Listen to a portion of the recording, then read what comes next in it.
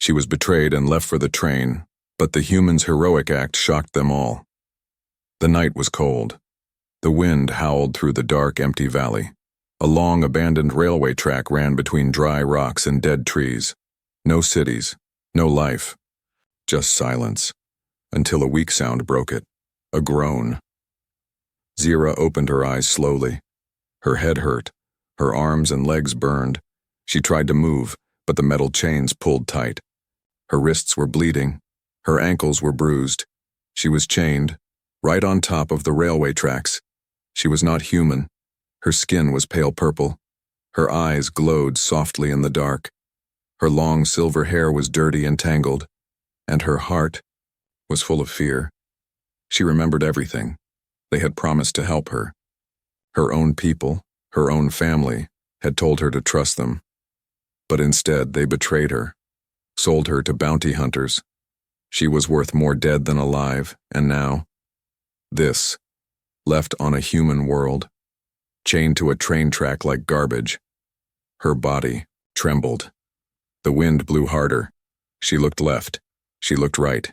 Empty land. No one would come. Suddenly, a distant sound, a faint rumble, then a light. Far away, but coming closer. A train. No, she whispered. Her voice was weak, her throat dry. Please. Not like this. The chains rattled as she pulled with all her strength, but they didn't break. Her claws scratched the metal. Nothing worked. The light was brighter now. She screamed, not just from fear, but from anger, pain, betrayal. Her scream echoed across the rocks, but no one answered, until she heard footsteps, fast ones. Then a shadow appeared, human-shaped, running at full speed toward her from the side of the track. She blinked. A human? The man didn't stop. He jumped over rocks. His face was covered in sweat. He wore an old coat and boots. His hands were covered in grease and dirt. Jake, just another man trying to survive in this harsh world. But when he heard the scream while fixing his old truck nearby, something told him to run. And now, he saw her. An alien woman chained down a train only seconds away. "Hold on," he shouted. She didn't know what to say. She didn't trust him, but she had no choice. He dropped to his knees, pulling out a tool from his belt. The train's horn blasted. In the distance, it was loud now, so close. Come on," he mumbled as he tried to break the lock. Zira's eyes were wide. "You'll die," she whispered. Jake didn't answer. He kept working. The train's light was almost on. Them. The first lock snapped. He grabbed her hand. "Can you stand?" She nodded. He pulled hard, and the second chain gave way just as the train roared past behind them. They fell to the side, rolling down the rocky slope. Dust flew in the air. The ground shook. Then silence returned. Jake coughed and sat up. Zira was lying beside him, breathing fast. "You're safe now," he said gently. "I've got you." She stared at him. Her heart was racing. No one had ever said those words to her before. He reached into his coat and offered her a small water bottle. "Drink," he said. Zira took it slowly. Her hands shook. She drank. Jake looked at the broken chains still hanging from her ankles. "Who did this to you?" She looked away. "My own kind." Jake frowned. "Then you're staying with me for now." She looked up, surprised. "Why?" He stood and held out a hand. "Because no one should be left to die like that." Zira hesitated, then took his hand. Together, they walked into the darkness. Zira opened her eyes again. This time she was not on cold metal. She was lying on a soft, warm surface, an old bed with a thick blanket. A low fire burned in a small fireplace nearby. Shadows danced on wooden walls. It was a small, human cabin. She sat up fast, heart racing. Her body hurt, but her instincts screamed danger. Her eyes searched the room and found him. The human. He was near the fire with his back turned. His coat was hanging on the wall and he was holding something in his hands. A tool? A weapon? Zaira's breathing grew faster. He had saved her, but why? She didn't trust him. No alien ever trusted a human easily, especially not after betrayal. Jake turned slowly when he heard her move. "Hey, easy," he said softly. "You're safe." Safe. That word again, but to Zaira, safe meant nothing now. She pulled the blanket closer to her body and pressed herself against the wall. Jake raised both hands to show he meant no harm. "I'm Jake. You were chained on the tracks. I got you out before the train came." She didn't answer. "You almost died," he added. Zaira finally spoke, voice sharp and cold. "Why did you help me?" Jake blinked. "You were in danger." "No. One helps for nothing," she said. "Not on this world." Jake gave a small smile. "Maybe I'm not like the others." Zaira's glowing eyes narrowed. "Maybe you're worse." Jake sighed and stood up. "You need rest. I made soup. If you don't want it, that's fine, but you're hurt, and you won't heal if you don't eat." He placed a small bowl of soup near her on the table and walked away toward another room. Zaira stared at the bowl. It smelled strange, but warm. Her stomach twisted with hunger. She picked it up carefully and sipped. For a moment she felt something soft in her chest. Comfort? No. She shook the feeling away. She couldn't trust him. She couldn't trust anyone. Later that night, Jake returned. He brought a clean towel and some old clothes. "These might fit," he said, placing them near her. "Your dress is torn." Zaira didn't thank him. She just stared. Jake didn't push. "I'll sleep in the next room. You can lock the door. If it helps." He left quietly. Zaira slowly changed into the human clothes. They were loose but warm. The fire crackled. Her body relaxed a little. Her mind did not. She walked to the window and looked out. Dark trees. Snow falling. No ships. No cities. No one looking for her. Or maybe someone was. Suddenly she felt something strange in her shoulder. A small burn under the skin. She pressed the spot and her eyes widened. There was a tiny hard bump. A tracker. Her heart dropped. "They can find me." She rushed to the table and picked up a sharp piece of metal from a broken lamp. She didn't trust the human, but she had to remove the tracker before it was too late. She rolled up her sleeve, gritted her teeth, and pressed the sharp edge into her skin. Blood dripped. "Hey!" Jake burst into the room, saw the blood, and grabbed her wrist. "What are you doing?" Zaira struggled. "Let go!" "They're tracking me." Jake didn't let go. "You'll kill yourself." "I don't care," she yelled. "They'll find me. I have to cut it out." Jake held her still, looked at her arm, and then ran to get a tool from his workbench. "I have something better," he said. "Just give me 1 second."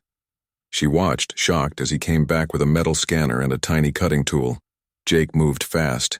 He scanned her shoulder, found the chip, and used the cutter to slice gently. Zaira didn't flinch. She just stared. In less than a minute, Jake pulled out a tiny blinking chip. "There," he said. "Tracker's out." He crushed it under his foot. Zaira stared at the broken pieces. "You knew how to do that?" Jake nodded. "I used to be military. I've seen things like this before." Zaira's breathing slowed. Her arm still hurt. But something had changed. He could have left the chip inside her. He could have tracked her. He didn't. For the first time. She looked at him with less fear and more confusion. Jake bandaged her shoulder gently. She whispered, "Why do you care what happens to me?" Jake looked her in the eyes. "Because no one else does." Zaira couldn't sleep.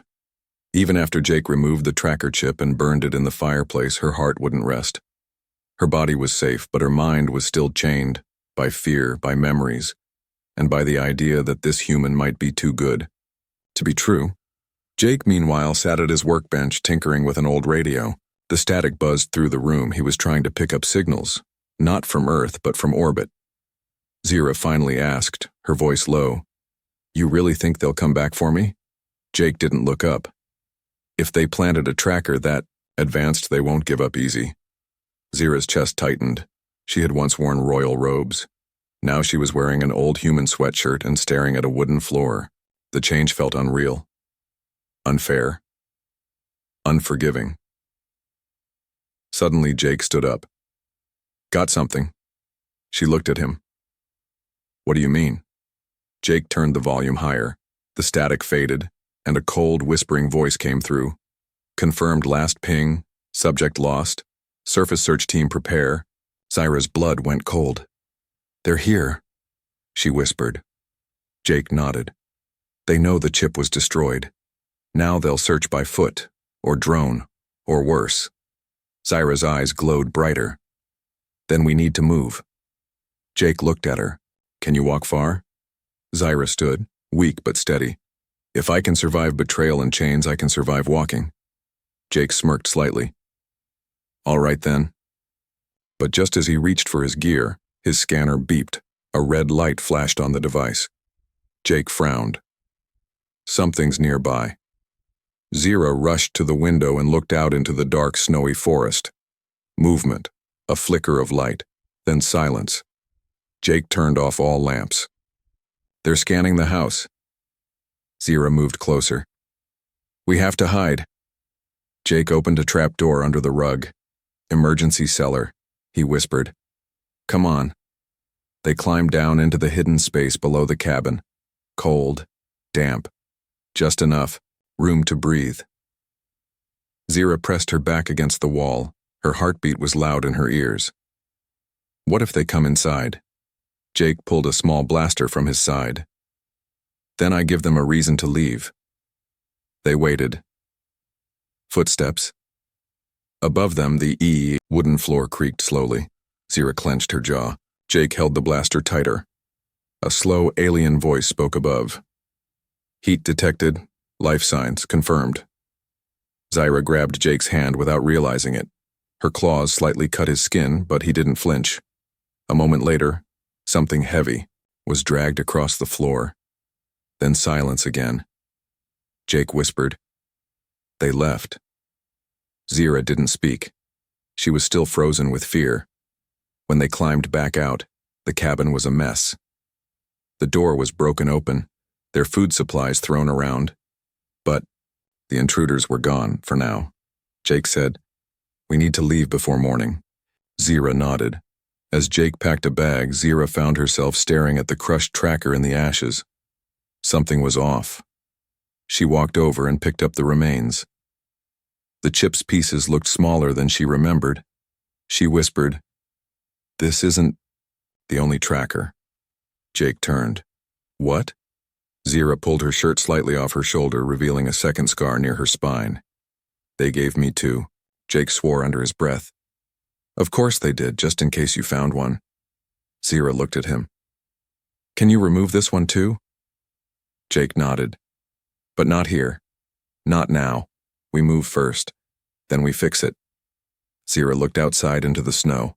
The first time she felt something strange. Not fear, not pain, but hope. A small one, shaped like a human with rough hands and a soft heart. They walked through the snowy forest in silence. Zira limped slightly, her wound still fresh. But she didn't complain. Jake walked beside her, carrying the bag and checking the scanner every few minutes. The red light from earlier was gone. For now, the moonlight above them made her pale purple skin glow softly. She looked tired and beautiful in a strange, sad way. Jake noticed but said nothing. After 2 hours of walking, they reached a hidden cave half covered by frozen vines. Jake had found it during a past hunting trip and kept it secret. Here, he said, we rest here tonight. Zira nodded, without speaking. She sat on a rock inside the cave, wrapping her arms around herself. The cold didn't hurt her much, but the silence did. Jake started a small fire with dry wood he carried in a bag. Sparks flew, and the cave warmed slowly. He pulled out 2 food packets from his backpack, one for her, one for him. He handed her a small packet. Not much, but it's warm. Zira took it but didn't eat right away. Instead, she asked, "Why do you live alone?" Jake looked at her, then at the fire. "I used to be a mechanic for Earth's defense, fixed ships, repaired weapons, served with people I trusted." He stopped for a moment. "Then one day I fixed a ship for a commander I thought was a friend. He used it to betray a whole squad. Got them all killed. I blamed myself." Zyra's eyes lowered. "That's why I left. I live quiet now. Trust no one. Until I heard your scream." Sarah finally opened her packet and took a bite. "You shouldn't have helped me," she said softly. "I bring danger." Jake shrugged. "So does life." She gave a faint smile for the first time. "You're strange for a human." He smiled, too. "You're strange for an alien." They both chuckled lightly. For a brief second, the pain faded. Then Zira grew quiet. Her eyes shimmered with memory. "My mother was a councilwoman," she said. "Smart, strong. I wanted to be like her." Jake listened without interrupting. "She warned me never to trust the council, said they only smile when they want something." She was right. When I refused to marry a trade prince, they labeled me difficult. I thought I could escape, but they hunted me, sold me like trash. Jake's hands clenched near the fire. "I was royalty once," Zyra whispered. "Now I'm nothing." Jake looked at her directly. "You're not nothing. You're still standing. That makes you stronger than most." Zyra blinked. No one had ever said that to her before. Suddenly, the fire flickered strangely. A cold gust rushed through the cave opening. Zyra's skin lit up faintly with glowing lines, like alien markings coming to life. Jake noticed. "Are you okay?" She touched her arm. "My species reacts to nearby energy signals. Something is off." Jake grabbed his scanner. No red lights, no sound, but Zyra stood slowly, her glowing eyes staring at the cave mouth. "I feel it," she said. "Something watches." Jake turned off the fire and reached for his weapon. Both of them froze. The forest outside the cave was quiet. Too quiet. Then, faintly, the sound of metal scraping on ice. Zyra whispered, "Not human." Jake pulled her down behind a rock. "If they tracked us, they'll check this cave." Zyra nodded. "We need to be gone before sunrise." Jake gave her a quick look. "Can you still walk?" Zyra took a deep breath, straightened her back, and nodded. "Now I have a reason to." He raised a brow. "And what's that?" She looked at him. "You." Dawn broke slow and cold. Mist rolled through the trees like ghosts. Birds didn't sing. The forest held its breath. Zyra and Jake had already moved before first light, cutting through thick snow, heading toward an old supply outpost Jake remembered from his military days. But even as they walked, Zyra kept looking back. She felt it in her skin again. The tingling. The hum in the air. They were being hunted. Suddenly, Jake stopped. Ahead, the trees were silent. No breeze. No movement. He raised a hand. "Wait." Zyra stepped behind him, her hand already glowing faintly. Then, a loud crack echoed from above. Large metal net dropped from a tree. Boom. Jake jumped aside just in time, pulling Zyra with him. The net hit the snow hard. "Trap," Jake growled. From the shadows, a deep robotic voice spoke. Cold, mocking. "You are quick, for a human." A massive armored figure stepped out from behind a tree. 7 feet tall, black alien armor. Long claws. A red scanner eye glowed on its helmet. Zyra froze. "Veltor!" Jake aimed his blaster. "Friend of yours?" "He's the one they sent to kill me," Zyra whispered. "He never fails." Veltor raised his gauntlet. A plasma blade flickered alive. "Surrender the traitor, or die beside her." Jake didn't wait. He fired. The shot hit Veltor's chest, Sparks flew, but the hunter didn't flinch. He lunged forward. Jake rolled, pulling Zira with him. Run! They dashed behind a fallen log as Veltor's blade sliced through. A tree like butter, Jake tossed a smoke grenade. The forest filled with thick fog. Stay down, he whispered. Zira nodded, then closed her eyes and placed her palm on the ground. What are you doing? Jake asked. Listening. The alien markings on her arm glowed. I can track his energy. Suddenly her eyes shot open. Behind you. Jake turned just in time as Veltor appeared from the smoke and swung his blade. Jake ducked, kicked the hunter's leg and fired again, this time hitting the helmet. Veltor growled and backed off. Zira stood. We fight him together. Jake reloaded. Got a plan? Yes. Lure him.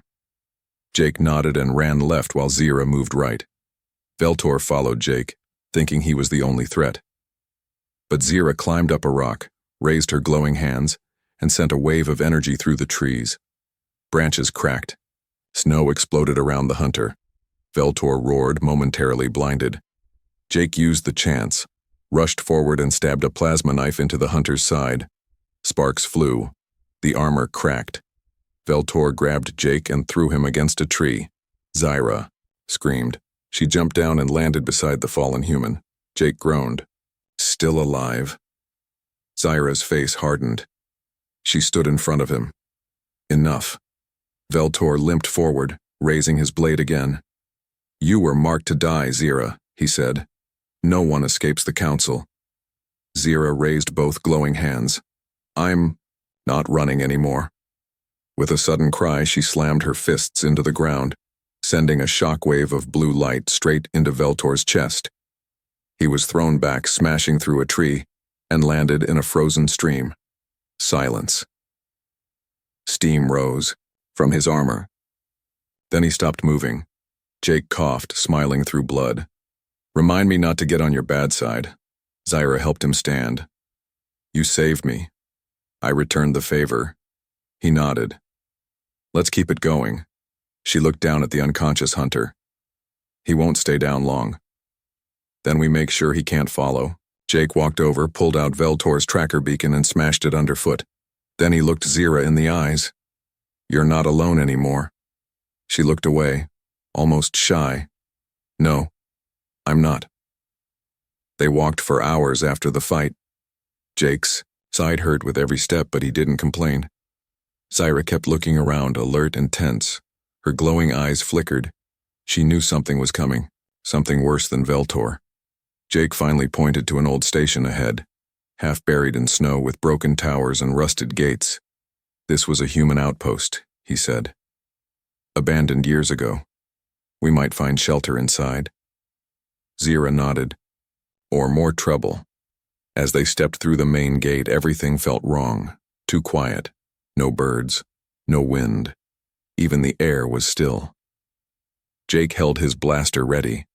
Zira stepped in front of a smashed door, when suddenly a voice echoed from the shadows. Well, look who's still breathing. Zira froze. She knew that voice. She turned slowly.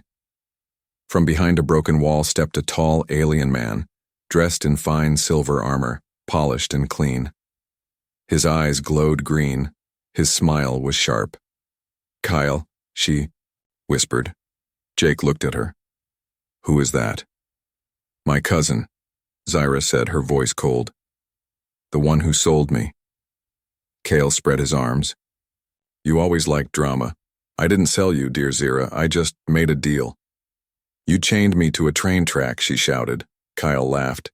It was symbolic. You're the one who refused the marriage. You dishonored our name, Kyle. Stepped forward. That's no excuse for murder. Kale looked at Jake and smiled. Ah, the human. The one playing hero. Cute. Jake raised his blaster. One more word and I'll make that smile permanent. Kale didn't flinch. You're outmatched, he said. I brought backup. From the shadows, several armed mercenaries appeared, human and alien, all ready to fight. Zira stepped beside Jake. So you were never after justice, she said. Just power. Kale nodded.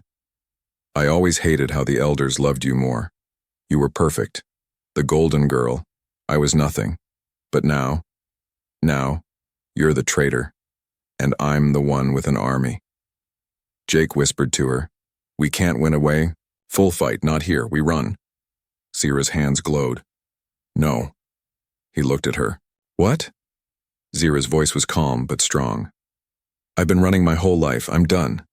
She stepped forward alone and shouted to the mercenaries. I'm not afraid of you, I'm not afraid of him. You all serve a liar, a coward, and when he's done with you, he'll sell you next. The mercenaries looked at each other. One human woman lowered her rifle slightly. Another alien whispered, She's right. Kale's face changed. Don't listen to her, Zira pointed at him. He betrayed his own blood. He'll betray all of you. For a few seconds, silence. Then, one by one, the mercenaries stepped back. Kale's confidence shattered. No, come back. Jake raised his weapon. Looks like you're all alone now. Kale hissed and drew a blade. But before he could move, Zira lifted her hand and sent a burst of energy that knocked him flat. She walked over slowly. You wanted to break me. Instead, you made me stronger. Kale coughed. You'll never be one of them. Never human. Zira knelt beside him. I don't need to be human, she said. I just need to be free. Then she stood, turned her back to him, and walked toward Jake. Jake smiled. Remind me never to make you mad. She smiled softly. Too late. They both laughed, a strange but beautiful sound in the frozen silence. The snow was falling heavier now. Zira stood at the same place where it all began, by the railway tracks. But this time, she wasn't chained. She wasn't weak. She wasn't alone. She was waiting. Jake stood beside her, tightening his gloves, checking the blaster on his hip. You sure about this? He asked. Zira nodded slowly. He'll come. He always finishes what he starts. Behind them, the old train station creaked under the weight of ice and years of silence. They had chosen this place for a reason, because Kale still had one more card to play and they were ready for him. Jake looked down the track. I still think it's poetic, using the same place where you almost died to take your power back. Zira's eyes narrowed. I'm not here for poetry. I'm here to end it. Suddenly, a loud hum in the air. A ship. It appeared in the sky.